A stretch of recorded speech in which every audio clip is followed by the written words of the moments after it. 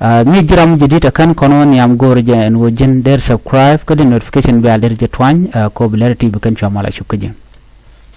man bana nyoko mukwen kono gwasame lerewde kum mente ka malakal shikala no bi ka police ni bi kan kanan kanasir chajo mo chaja kwen mugorno banyo ka yekel gwatamen ka jomi shalat netin content kap ke kuma malakal shikala no nena kana ba police ni tinte ka panal state ba kanan rewi ko lankane nasir shikala ro ko sha ulang chaja kef ka sha do ma chaja kef ka sha nasir chaja kef men chi do da tema o de police ni de ka deploy ki de ka lazden binemi chikala no bike base bikana latka doma bike base do dien bikana latka nasir bike base do dien bikana latka kanasir ala doma ke ulang ke nasir wan tema shikana to kamilat kan facility ni ki dor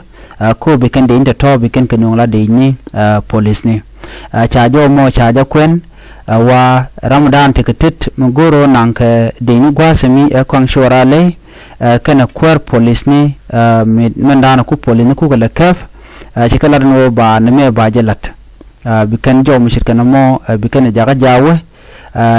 lawun mishal ka major general Joseph Mayena kon general ramadan kaf de ni mana kaf police ni la panal state police commissioner wa ramadan jek police ni men chakulat gwasmi min bi akul ngayen wadi al kon la jowling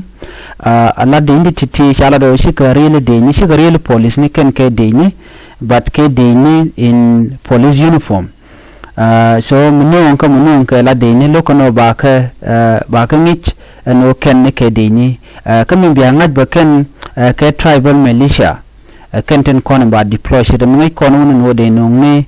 de no de ni tila SSPDF che ngai kon de ni SSPDF katen barante mu chikana gorno bikana bikan ke bikan sharin bikana ba kul ngani etti tino ngati e police ni do no shika police ni kan ke de ni do no kati sha integrated into police ko bikan tere police ni ko ngai kana gwano ka gwasan be shikan bitere yin tatani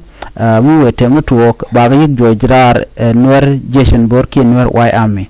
chajo me chaja kwen ta chikana ladno bika de ni titi ke police ni bikan kanang re which ka doma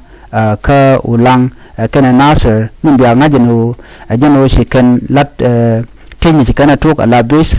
tet karun kandam ni ko ngai kana no ko gwabe tenyam ba mat so jo me cha kwen ka kui jeshen bor re weekend nasir telecom update but ban update ban jelin ko kor gwasen be gwaddan wakam no ke information ban mun tanda jenno kuma malakal man kap ke kong shorale malakwar ndi la governor shaladu be polin to be ken ke deploy re win dang jok na me jo mu gorno de yana link ke de yana ngach bana wo kalera dio de gwatame